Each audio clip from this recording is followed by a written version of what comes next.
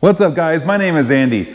It's time to finally go and drive this car. Now that we've got this 347 installed, we got everything hooked up, I tweaked a few things, added a few things. I kind of got everything where it needs to be so we can go drive the car. To be honest, I've been stalling a little bit because the weather is not cooperating where I'm at. You know, we've got snow and it's doing its thing and it's delaying me being able to drive the car and take it out. But I think I've got a window this weekend. I think I can sneak the car out for just a little bit. The weather's gonna play nice for just a little bit, and I think we can go drive the car. So let's put some heat in it and go for a drive.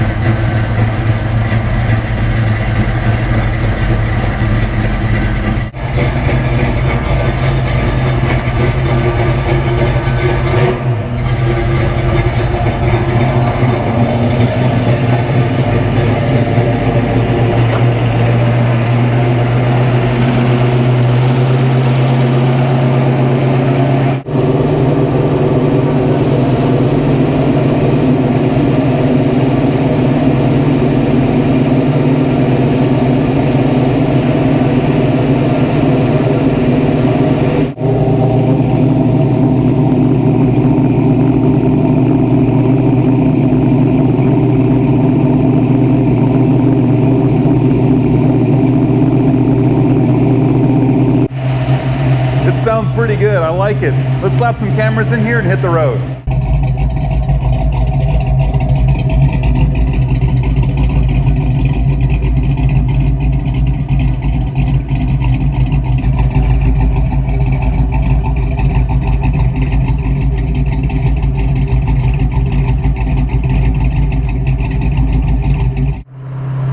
Well guys, we're driving. That's a good sign, right?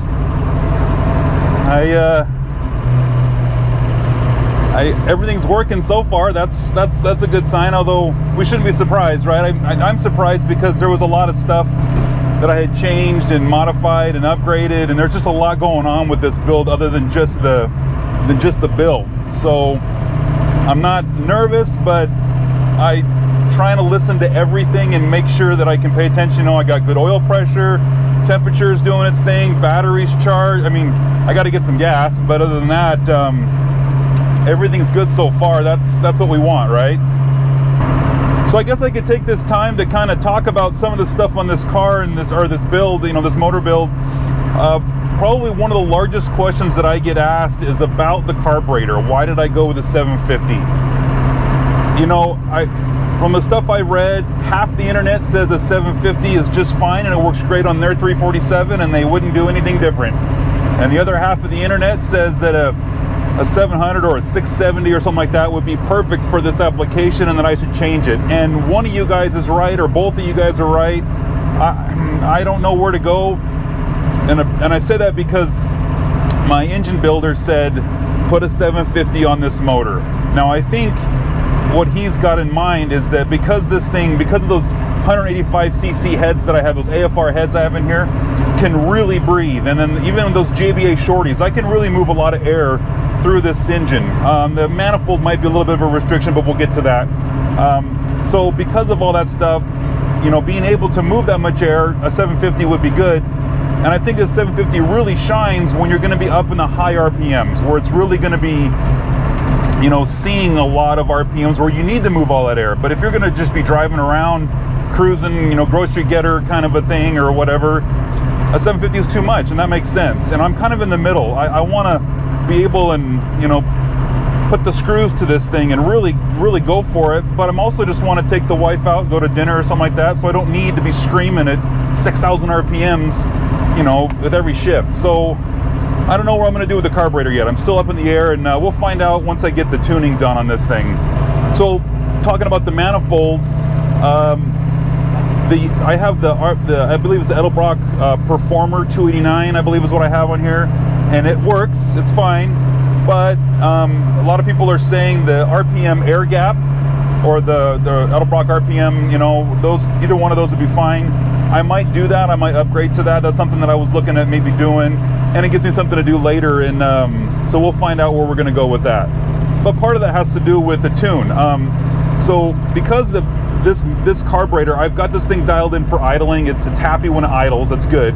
But there's going to be some dead spots on this thing as you get up to the RPM. I need to get this carburetor tuned, and I'm leaning towards having a guy do that. Somebody that does this for a living, and he knows exactly what to do with these carburetors in this motor and dial it in perfect. I might do that.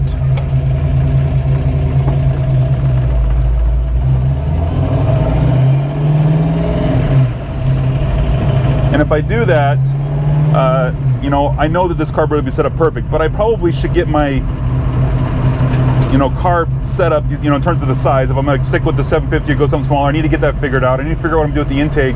So all that stuff's done and in place before we get the tune done. I think that's a smart decision. You know, with the headers, I've got those JBA shorties on here. I'd really like to do some tri-wise, maybe some Doug's headers or FPA headers. They're a little pricey, but they're supposed to be really, really good. And it's another one of the things that I should probably get that figured out before I get the tune done, so everything's dialed in for the parts that I have.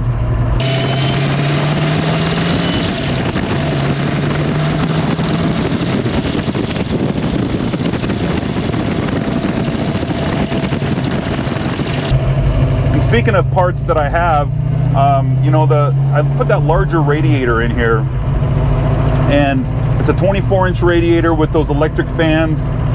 So far, I mean, it's cold out, you guys. It's 30 degrees right now, or 35, whatever. That radiator is going to do plenty just with the cold air. It's really going to be the summertime when I'm going to see a difference in that. And a lot of you guys have put 16-inch radiator, just left the factory radiator in there, or the 18-inch, whatever it is, and it was fine. It did exactly what you need to do for a 347. This is something I wanted to do. I know that I'm going to be covered on the heat end of it, so I'm happy with it.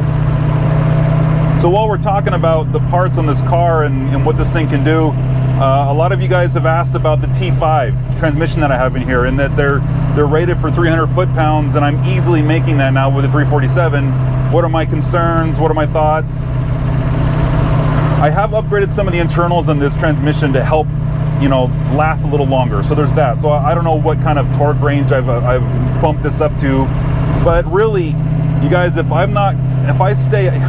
don't spend my afternoon doing 5,000 RPM clutch drops, this transmission is going to be just fine. I can still do the spirited driving that I like to do and get on it every once in a while, but I just don't need to blast through the gears and just do burnouts every other time I leave the light. And as long as I don't do that, this transmission is going to last a long, long time.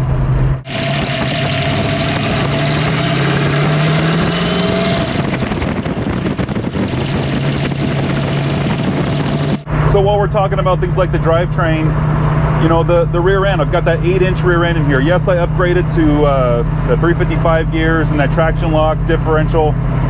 And the gears are supposed to be an upgraded brand, you know, upgraded part. They're a better, stronger part. Another part that I think is going to be fine, as long as I just don't decide to do burnouts every day. I'm not going to shred that rear end, and I'm going to be just fine, and I'm going to be good for now. I want a 9-inch. That'd be great. I'd love to go that route, but that's just not in the budget yet. So we're going to just take care of this 8-inch that we have and just make it work for now. And kind of the last thing on my list is the clutch.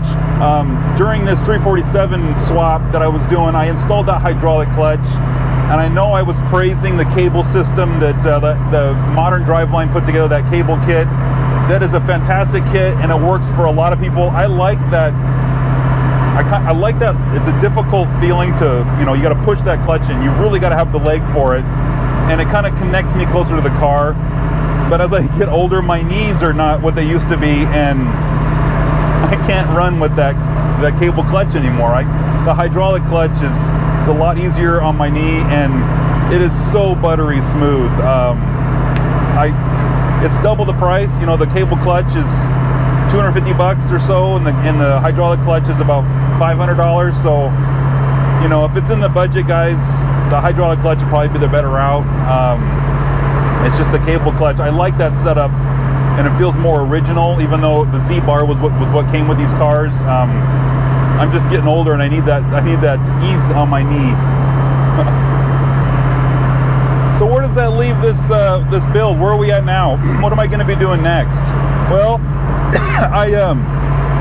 I've got the master cylinder. I'm going to upgrade that to a new wheelwood unit. I've already got that, and I'm going to be putting that in real soon. I got to put the hood back on the car. I can't. I mean, as much as I like leaving it off because I like seeing the motor, I need to put it back on. So I'm going to get that done. I've got a couple other ideas of some stuff I want to do, but I've kind of got a lot of the easy stuff out of the way and the cheaper stuff, and so now I'm going to have to transition to stuff that's a little more expensive per piece or per item or whatever I'm doing. So I'm going to have to figure out how I'm going to balance that and keep that going. You know, the things like, I really want to do the headliner. There's that Mustangs to Fear one-piece headliner. I really like that. I'm thinking about doing something like that. I really want to upgrade these seats.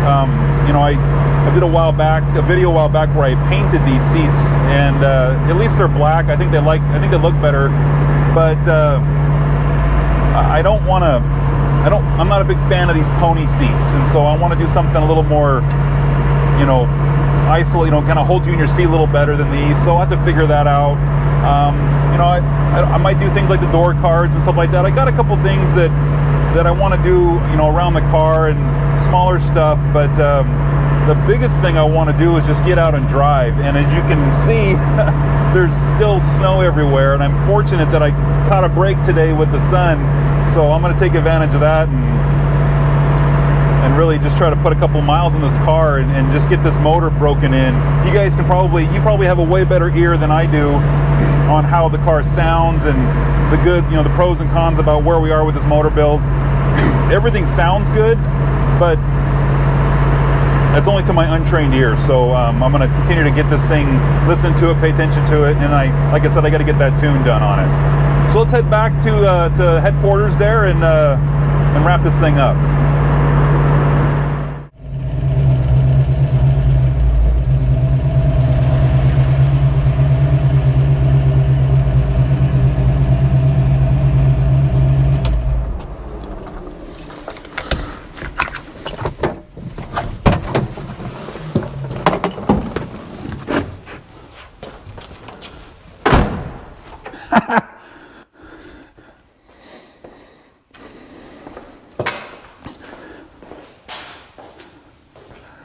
Guys, the car drove. All right. I mean, again, it shouldn't be a surprise, but with all of the stuff that I had done, all the parts I had swapped out, there was a lot of things that I could have messed up on, I guess. And instead of just trying, you know, one part and then trying it and driving it, there was a lot of stuff going on here. But everything worked great. Everything did exactly what I wanted it to do. No problems. I'm so excited. So guys, let's put this in the win column. You know, again, being able to take the car out, go for a drive. I put about 20 miles on it during this full drive. I need to probably put, you know, a couple 100 miles and just get this motor nice and happy, and then, you know, do an oil change after that, and kind of keep an eye on some things. I did notice that I got there's a little bit of a coolant splash down here on the very bottom by these where the tie rods go, the strut rods or whatever they're called. So I don't know if maybe I need to tighten just the hose clamp down there, but everything else looks pretty good. There's no leaks, nothing smoking. You know, everything looks happy. There's nothing, which is how it's supposed to be. But, you know, when you work on stuff yourself and you're always second guessing what you're doing, and you're pretty sure you did it right, but, you know, you just want to make sure. So I think this is pretty good. So again, guys, car's dirty. I got to get this car clean, but it's been sitting here for several months and just collecting all the dust. So I got to do that. Like I was mentioning, I got that dual master cylinder that I want to put in, and then I got to put the hood on. So I got a couple things I still need to do, but really this was the big thing, was just getting the car out, putting a couple miles on it. You know, I can sit here and rev the engine in the driveway as much as I want, but I need to drive it, and I need to make sure that everything works, you know, works the way that we wanted it to, especially with all the new parts that we put on. So, all right, guys, so that takes care of that. Wait. we didn't talk about the engine. I was editing this video and I realized that I didn't really talk about the new engine and how it was doing when we were driving, and well, let's try to squeeze that in here at the end. So I did talk a lot about the various parts that I have in here, some parts that I had taken from my 289 and bolted on here, some new parts on here. But how did the engine do? How does it feel? Well, so the 289 that I had in here was really tired. It was done. It needed to be rebuilt. Really low oil pressure. It smoked really bad. It just, anything would have been better than what I had. So yes, it's already better. I noticed that.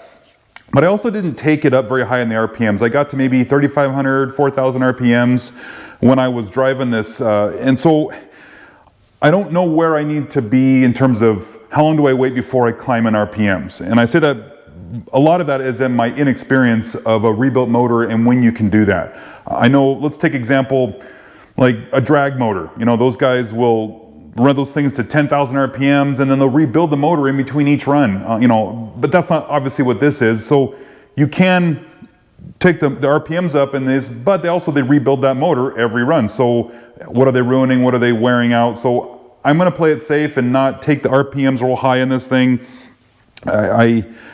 I just need to get some miles on this thing before I can really rev it up, and I don't know where that is. And some of you guys probably know, some of you are shaking your head going, Andy, just get into it. And some of you going, you're doing the right thing, let's just give it some time. And so I'm going to just drive the car. I'm going to, you know, off camera, I'm going to take the car out and I'm going to drive around and just get some miles on this motor and just, you know, let everything kind of set in and be happy before I just wrap this thing out. I also know a lot of the power of this motor is up top, not at the top, but above 3,000 RPM. So, you know, when I did get into this motor a little bit, you know, when I was driving, it was a lot better, but there was still power to be had, and that's because it's up higher in the RPMs. You know, when some of you guys asked, you know, why did I build this, you know, why this cam, you know, versus other ones, I was trying to split the difference between something that's just nice to drive around on the streets and something that, you know, when you get into it, you've got the power up top. And a lot of my background is in, you know, smaller motors, high RPM motors that, you know, you spend a lot of time up in the high RPMs, partly because that's where the power was, but, you know, I love the sound when this motor's screaming. I love that sound, but I don't spend my time, particularly as I get older, I don't spend a lot of time up there. So I tried to find something that was a balance for both. And for my limited driving, you know, like I said, I only got about 20 miles on this. I haven't had really time to really get into it yet, so we'll have to do that as a follow-up video and, you know, really show how this thing can sing when we get those RPMs up there and we get this car stretched out. So anyways, I just wanted to follow up on how the motor was. You know, again, it sounded fantastic. Oh, speaking of the sound, some of you probably picked up on a couple of those little clips where you can hear like some ticking from the valve, the lifters there. So the rocker arms.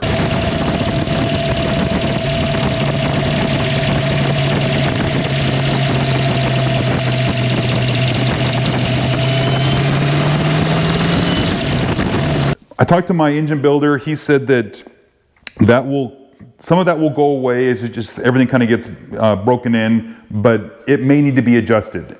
I don't know enough on that kind of stuff, so that's something I'm gonna have to dig into. Again, I was leaning into my engine builder, just building something that for you know, I could just put in my car and go, but I don't have a lot of experience in new built motors and what you're supposed to do to dial them in, so that's something I'm gonna have to figure out, and I don't want to lead you guys down the wrong path. Maybe that sound is normal, maybe it's something that it does need to be adjusted, so I'll have to dig into that and see where it ends up. But I did want to address that sound because I could hear it as I was editing the video. I'm like, that just doesn't sound right, but maybe it does. Maybe you guys are going, Andy, it's perfectly normal, or Andy, you got to get that dialed in. You got to get those things tightened up. So we'll have to figure that out. So yeah, other than that, again, guys, I'm really excited to have this thing in here, and I just wish the weather would do more for me so I could just get out and put some miles on this thing. So anyways, guys, if you liked the video, give me a thumbs up, and if you subscribe, I appreciate it because it helps my channel out, and we'll see you in the next one.